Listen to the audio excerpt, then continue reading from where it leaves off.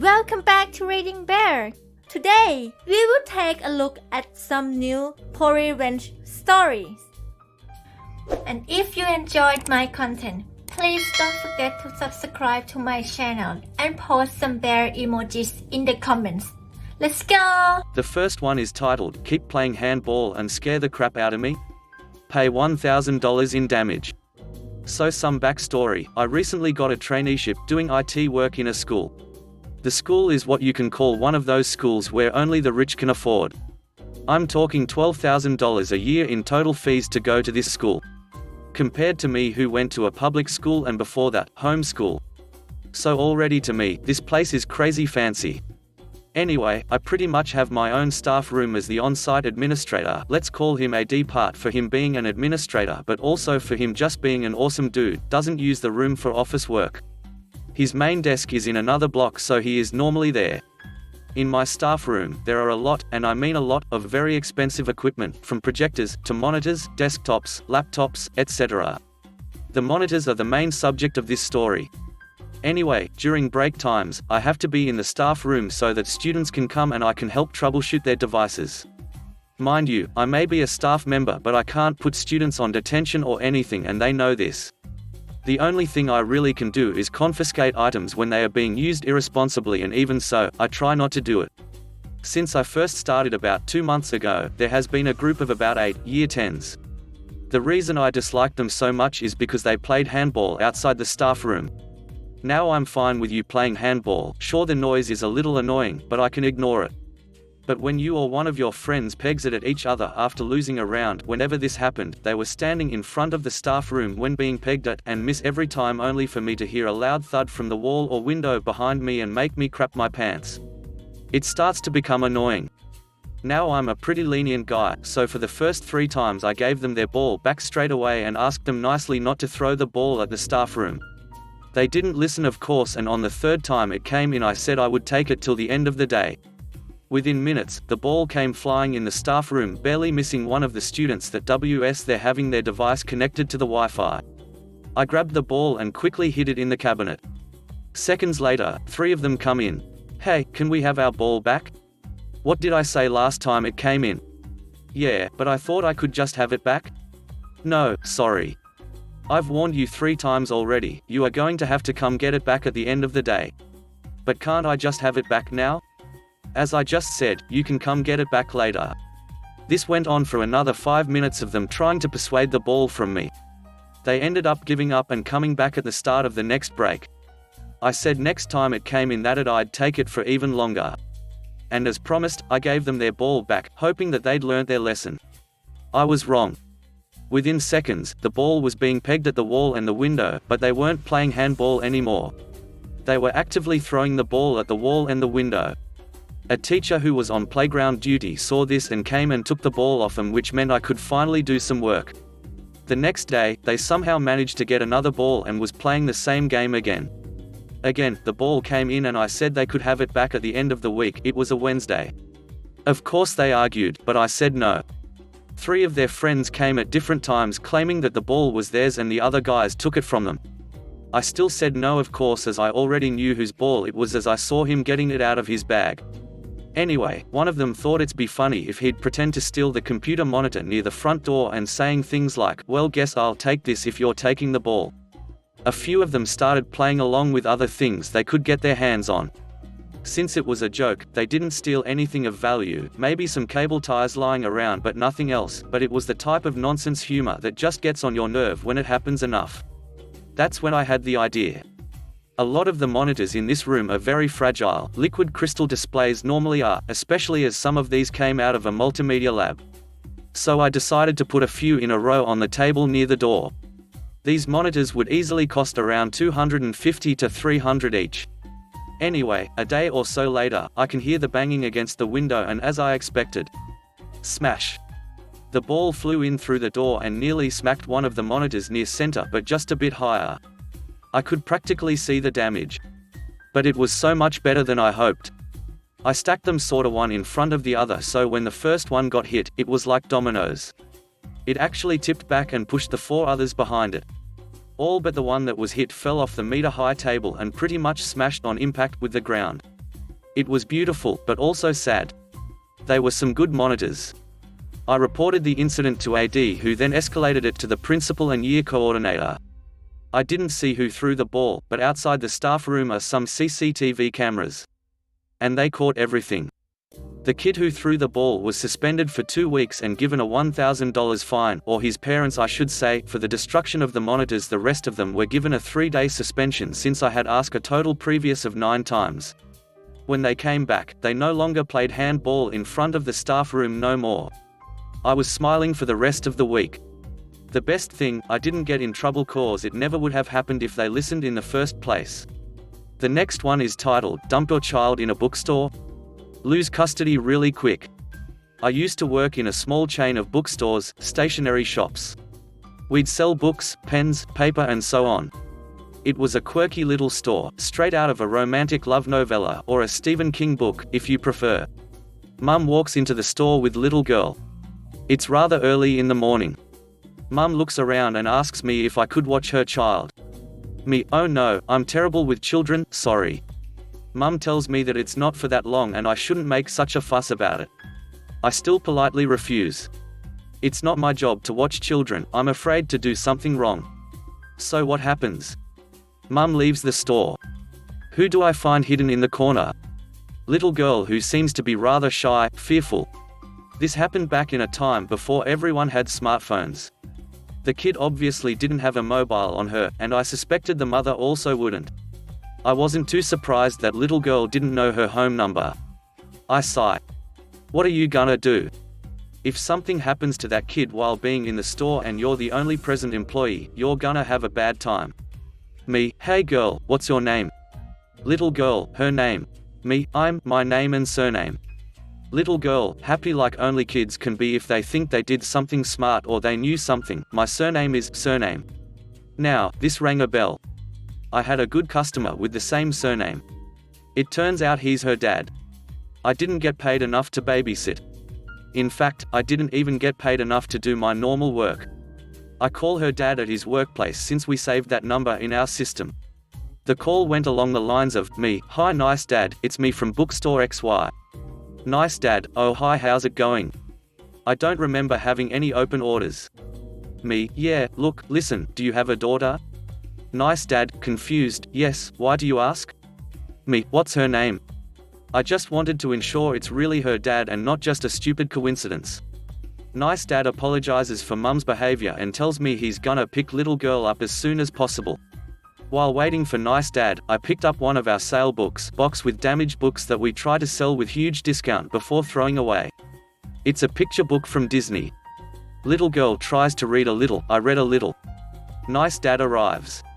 Little girl runs to him and hugs him, crying that mommy was mean to her. Nice dad soothes her and thanks me for babysitting her. He gives me a bottle of wine and buys something small from the store. Nice dad, if mum shows up again, could you not tell her that I picked up little girl? Me, what? Why? Nice dad, if you don't feel like it, you don't need to. It's rather complicated and you already did so much for us. Nice dad leaves. In the evening mum shows up. She dropped little girl at about 9 o'clock. It was 17:45. Mum, where's my daughter? Me, already chugged about half the bottle of wine and was thus a little boozed. You're what? Mum, my daughter.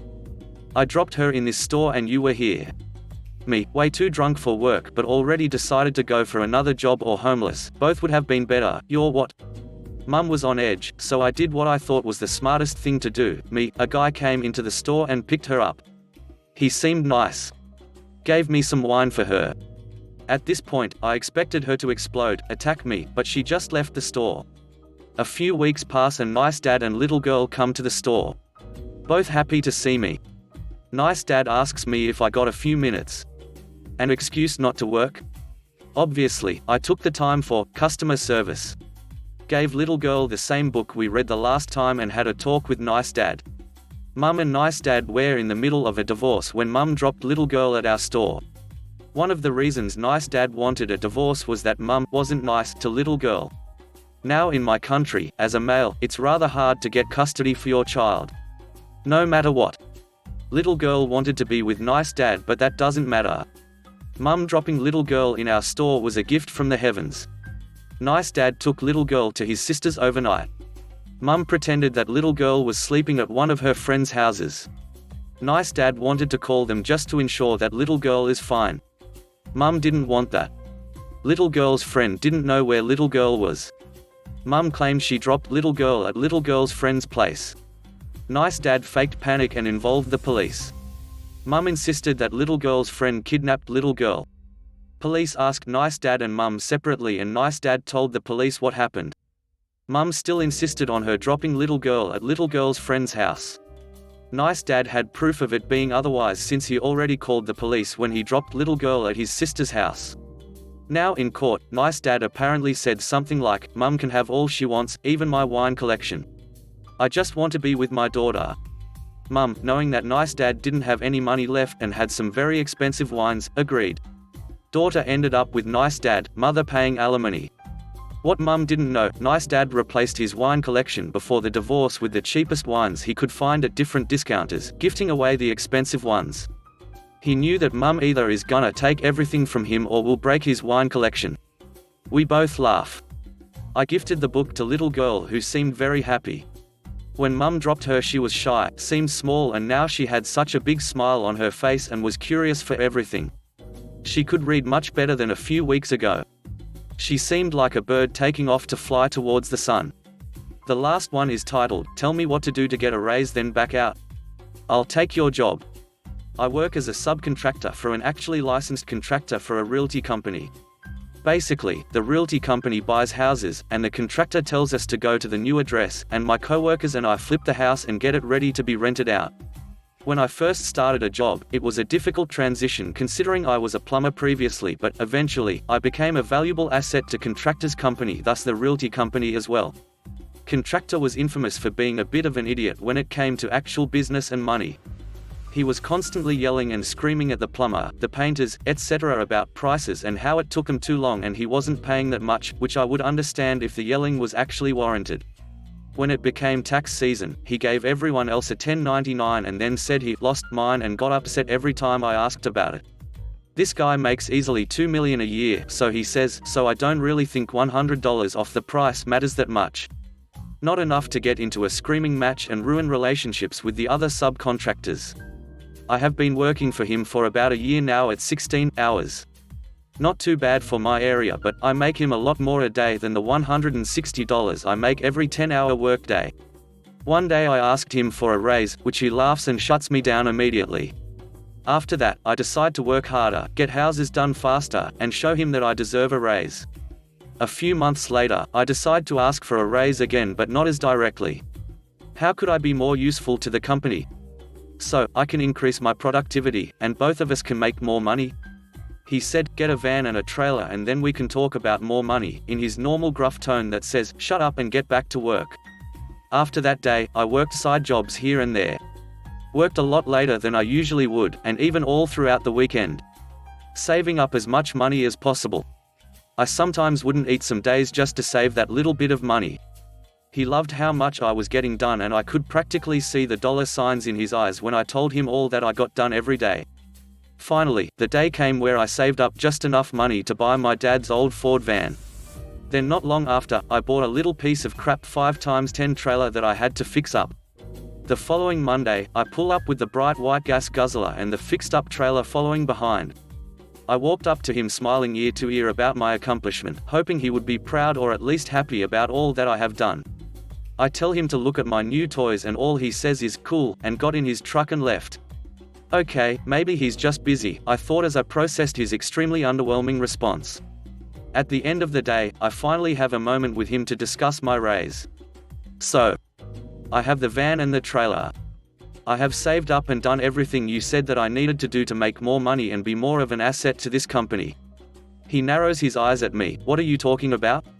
You said that if I got a van and a trailer that you would pay me more, I said, confused. I never said any of that.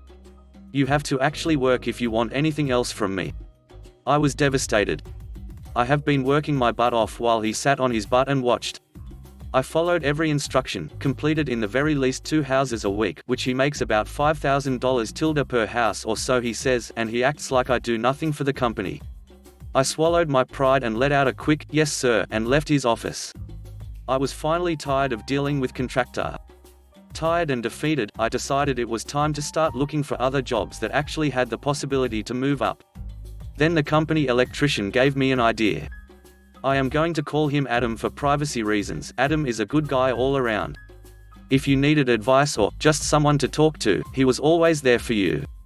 I told him about everything that has happened with Contractor and told him I was looking for other jobs. He simply said, "You're not supposed to be here to try and make it to the top.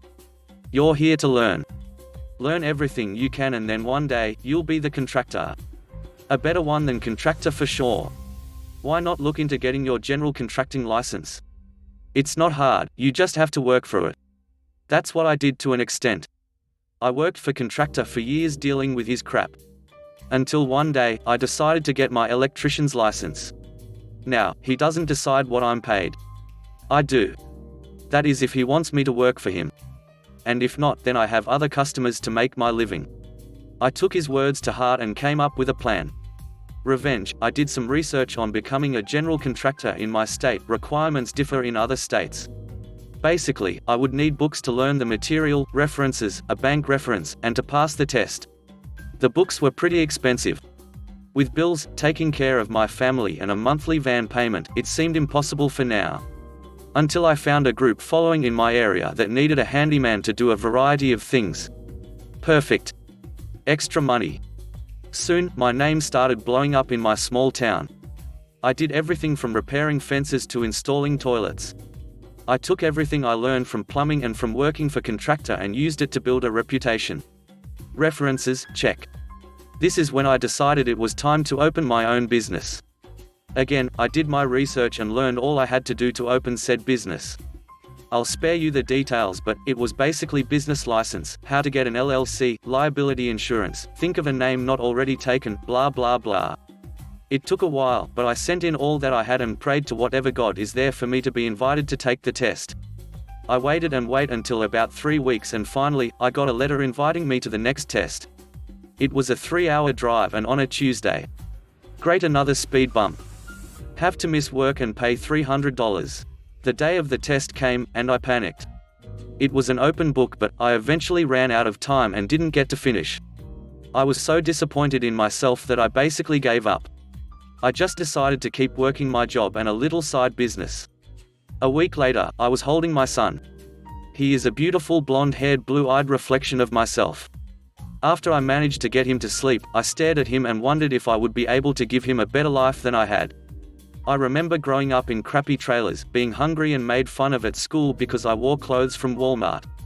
Not the best way to grow up, but I had a roof over my head. I always wanted video games that my friends had but never got it.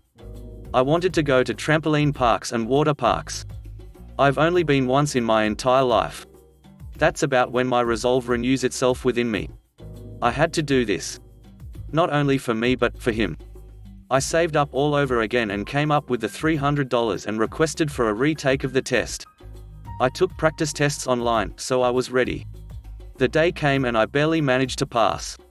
But I still passed the test and received my license. Now time for the fun part. With all of the time passing, I became pretty close friends with the owner of the realty company. Going to BBQs, stopping to tell him some corny joke I saw on Facebook, he loved puns, and doing extra tasks not under Contractor. One day, I came into his office and saw some invoices from Contractor on his desk. I just said, "Wow, that's how much you're paying him? Dude, he should at least take it a little bit easy on you since you have known each other for so long." He just nodded and said, "You think so?" and he just looked at the papers more. Since then, I would say little comments about how much Contractor was getting paid and how many houses we could buy with that money. Just planting seeds in his mind that I slowly water until they turn into a beautiful garden of resentment. Finally, owner calls me and wants me to come to his house for a beer and to talk business. We've done this a few times before. It's usually about his wife or the hit last time he played golf. I pull into his driveway, and he told me to meet him out back. After the usual "how are yous," he tells me that he and Contractor had a bit of an argument and they are limiting him from now on. Then, he turned to me and said, "There is a meeting Friday. I want you there at 9 o'clock. I hesitate. I wasn't sure what it could have been. Sure, I'll be there. I managed to say calmly through a scrambled mind. A few beers and stories about fishing trips, I headed home. So I go to the meeting, and as I go in everyone shook my hand. Some I've seen before and said my "Hi, how are you?" to, others I have never met in my life. This was an investor meeting. Some of these people are worth figures in the 9 digits. I was internally freaking out after finding out, but if you've read, you'd know I know how to keep my cool. After our greetings, we sat down and waited.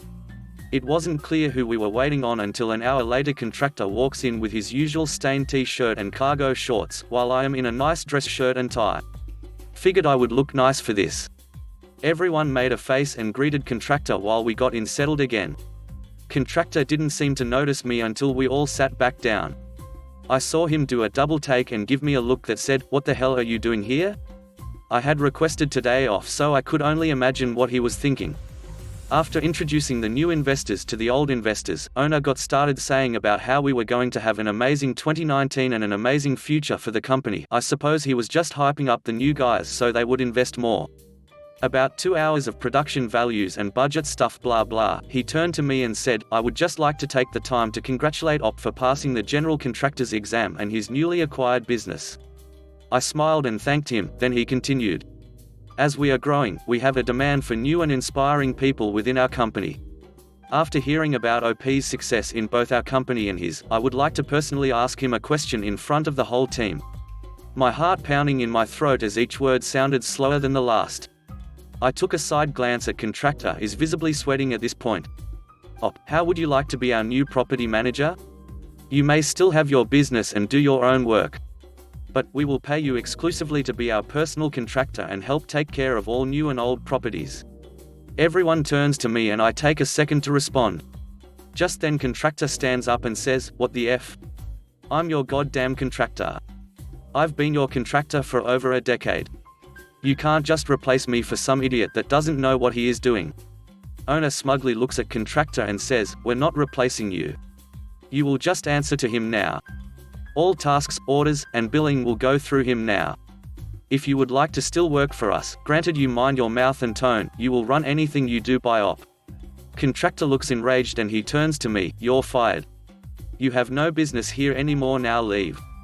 Owner chuckles, and says, "You don't have that power anymore. As long as Op agrees to my question." I turn to him and say, "Are you sure you can afford me?" I laugh and shake his hand. "Yes. This is all I have ever wanted. All that I have worked for. Now we can get some real work done." I have to admit something, I've been practicing that response since I was asked to come to this meeting. Contractor stormed out of the room, slamming the door behind him, and I didn't see him for the rest of the day. After he left, we continued to discuss the goals for this year, and it's out they bought 60 new houses for me to work on with the investors' money, and he just looked at me and said, "Can you handle that?" I happily said, "Yes, sir," trying to keep my eyes from watering. All I thought about was my family and how proud they would be of me. In a little under a year, I received a great license, my own business, and pretty much non-stop work. If there is anything you can take from reading this, I hope it will be this: don't settle in life. Be hungry to better yourself, and be the best person you can be.